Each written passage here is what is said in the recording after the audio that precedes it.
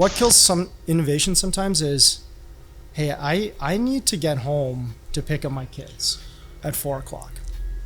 I need to drop off my kids at 7:30 at school, which means that I've got maybe 9 hours, 10 hours to do everything that I need to do at work. And everything else in between there, I'm tired. And my time is, where I want to spend my time is with my family. Of course. Yeah. Well, why does that kill innovation? Because you don't have time. The realities of life prohibit you to spend that energy, because you might not have the energy, you might not have all the resources. Resources is not just money. Resource is time. That's the main resource. It's the most important resource. 100%. If you say you are in charge of innovation, great. What about the 95% of your company? They don't have good ideas? Yeah. And you're also saying those 5 people have the time, resources, mentally, physically, to do that. And innovation's hard. Yeah. Because you're doing something new. It's changing. You're disrupting technology, failure. Yeah, you're disrupting. All of that is included. Yeah, all of it. The change management, getting the change management, building something. It's crazy. Yes. It's crazy. The marketing of it, the selling. Oh my God, yes. My goodness, how do you have one team who can actually do that and do that effectively? And that's why you see over and over again, innovation teams don't work. Yeah. Innovation frameworks probably work, but a dedicated innovation team doesn't work, because that's, in my mind, a slap in the face to everybody else in the company. That's an interesting perspective. That's a very interesting perspective. I haven't heard that before. I've never heard that. Yeah. Right? Yeah. So let's expand on that then. Yeah. So in the ideal state, how do you enable, do you have in each department, each part of the organization, sub teams that are part of the priority? Like, expand on that. Like, what's ideal state look like then if the innovation team doesn't work? So I don't think you talk about, there's a journey, but I think about desired state. You don't really talk about innovation. Yeah. Sure, you look for outcome. Well, potential. Yeah, I think that's it. But what if one day you close your eyes and you just say, look, you have a team meeting and you say, this is how we're doing things. What are ways that we can improve? Or you have a team meeting and somebody says, hey, I'm seeing this process, it doesn't work well, let's evolve it. You got it. Yeah. That's innovation. That's a culture of innovation that then you can pull any one person out and it just continues on. Yeah. You don't need to say, go innovate, go make stuff better. It's just there. It's part of your culture. So on that, so for example, you're in the same meeting and then an idea comes through, and then you're going to say, oh, this is a great idea. Talk to the innovation team. Yeah. That doesn't work. Sometimes it works maybe, and I'm sure, a lot of people in organizations have seen that be successful, and it's different scale too. If you're a global organization, of course. it's tough. Yeah, I got it. I fully respect that. Yeah.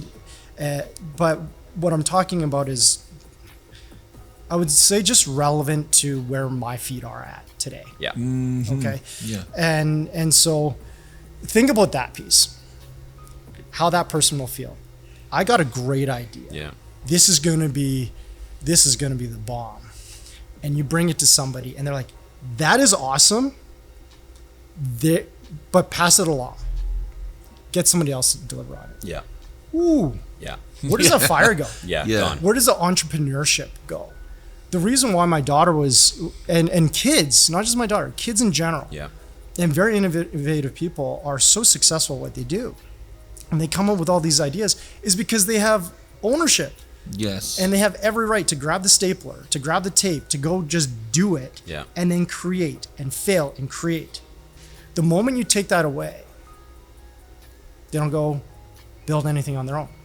Every time they need something or want something to change, they just talk about it. And then they bring it up to somebody who will go execute for them. And if we all do that, who's going to do the work? Yeah. That's a great perspective. We got to be, we're so afraid of rocking the boat and impacting business continuity, okay? And creating work and stress, that is probably the biggest, thing that's prohibiting us from moving forward with pace. 100%. Yeah. So we need to think about those pieces as individuals, as organizations. How do we enable, and it's not to throw out business continuity. It's very important to keep things moving and keep people being employed and your households, running. But look at it from the perspective of how do I keep business continuity running and get this engine going, get this culture going. And it's not about command and control and bureaucracy, because the moment you create that, your innovation goes away. Yeah. So structure. So very loaded. I love that. So let me go in the same direction, because now we're talking to think about the audience, right? And then we're talking about business people, entrepreneurs, business owners, C-level, right? Yeah. So we're talking about something that is very real for them. I have a business in Calgary. Again, let me use this example, right? And then I know that if I don't change the way I do things, I will have issues over the next years. And this is, back on the days, innovation would be like, okay, this industry is changing, but 100 industries were not doing anything. And nowadays it's like literally touching every single industry in different paces, right?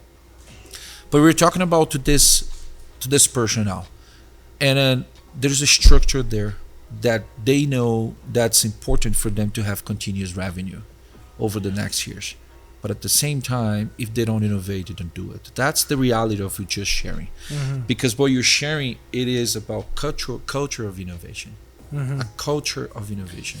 Yeah, I'm going to pause you on that for a second. That's because it. as an entrepreneur, and I've started organizing small ventures on my own as well, and it's hard. It's hard. It's a great start. You just stop. Yeah. It's hard. Yeah. Because you can have the greatest idea, you can go execute and be the best at what you do, but you also got to go receive. You got to do the HR, the hiring. Yes. You got to do the BD and sales, and you have to deliver consistently. Yeah, and then you got cash flow coming in. Right. Yes. Or lack thereof. Lack. All right. And then real life hits. Personal life hits, you got a mortgage, you got food, you got car payments, you got whatever it is. How complicated is that? So, and how tied are your hands? And when I think about that journey as an entrepreneur or a business leader, those are realities that we're faced with every single day. And so that's what I mean by innovation. Cycle, maturity, timing. Just because you believe you should innovate doesn't mean that you are in a good position to be able to innovate. So I'll bring it back to Secure. Like, we are in a great position. We've the core of our business, a key value is this entrepreneurial spirit, right? Wow. And so everyone is empowered to propel the organization forward, to come forward with ideas. And the most important thing is those ideas are resourced, the good ones are resourced, and we action on them. Yeah. And we bring them to life. It's amazing. That is amazing. And so with where we are positioned as an organization, we have phenomenal free cash flow. Our financials are very strong. We have a great culture of entrepreneurship, and we have great leadership. And when you bring all those pieces together with amazing workforce, now you got magic, right? But you take some of those pieces out. Let's say you don't have the financial strength. Of course. Yeah. You don't have the luxury, right, of innovating. If you take away the people side of it, if you take away the culture side of it, you need all those pieces to come together, and that's when things really start rolling. The reality is a lot of organizations don't have the benefit of where we are at Secure. Yeah. Well, how do you innovate there? Well, innovation doesn't have to cost a lot of money. And that's what I talked about of what is that low-hanging fruit that just makes us a little bit better. You got it. And all these little things that make us a little bit better make us way better. Yeah. Right? And that gets your head up above water. There might be some fundamentals that you need to change about your business, right? but at least you're buying yourself time and you're moving forward. Yeah. That's exactly where I was going. Yeah. So thank you for that. So that was exactly my question. Is that okay? Think about a mid-sized company that right now needs to innovate. It's very structured. They have all the employees. They need to make sure that everyone is satisfied and happy.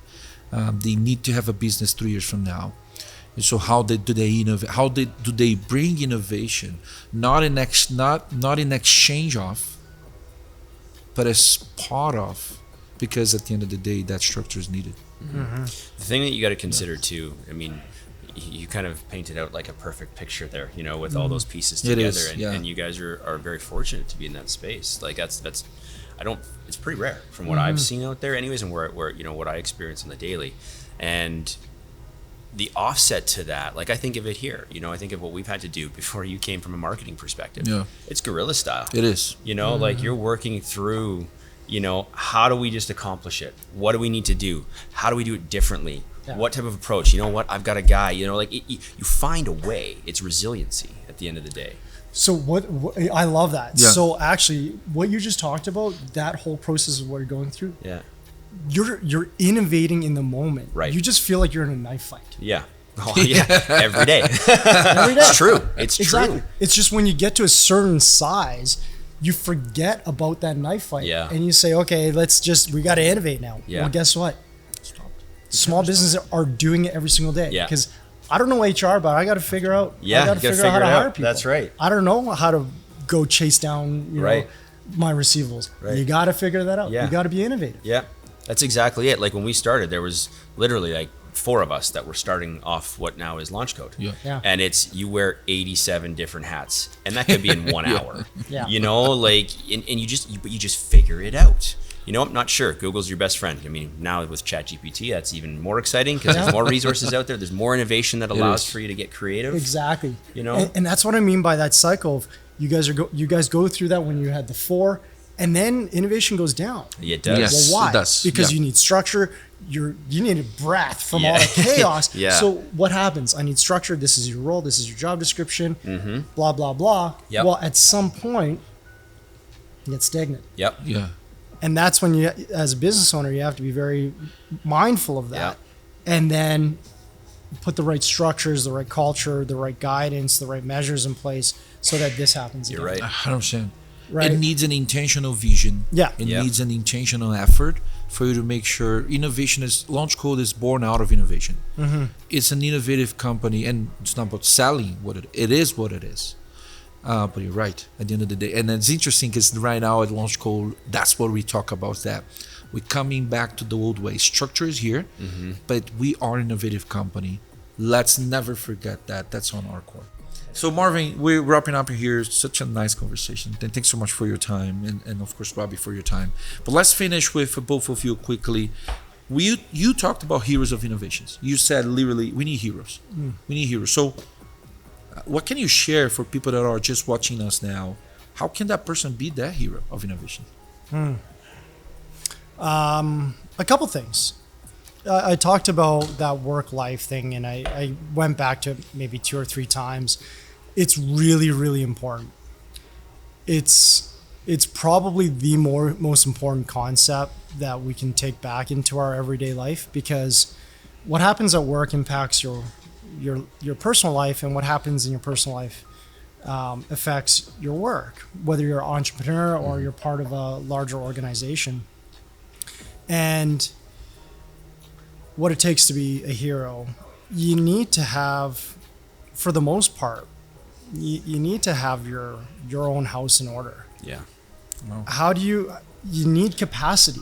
So we talked about how difficult innovation is. It's not hard to come up with an idea. It's the journey you're about to go through that's going to really test you in your relationships, and your time, and there's going to be all these unknowns. So when you walk down the path of innovation, there will be corners that you didn't know were there. You didn't know of all these issues. Well, if you're already at empty and you got no gas left, and you got stuff going on at home, how are you going to deal with those issues? How can you be that hero? It's going to fall pretty quick, and you're going to walk away. But if you have a good support system, and you have all of those pieces figured out, good relationships at home, good relationships at work, healthy relationships, you take care of yourself mentally, physically, well, all of a sudden you have so much more energy and gas to deal with the crap that comes up.